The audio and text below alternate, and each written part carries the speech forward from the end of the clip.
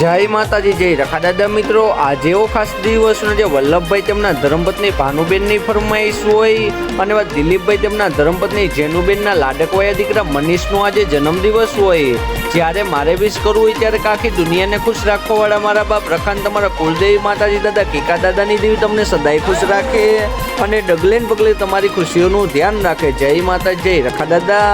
Many happy return of the day.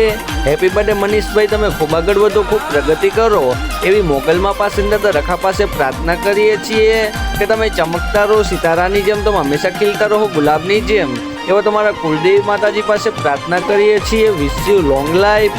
Happy birthday મનીષભાઈ, તમે જીઓ હજારો સાલ। अरे जियो जियो हजारों साल, जिसके दिन हो 50,000।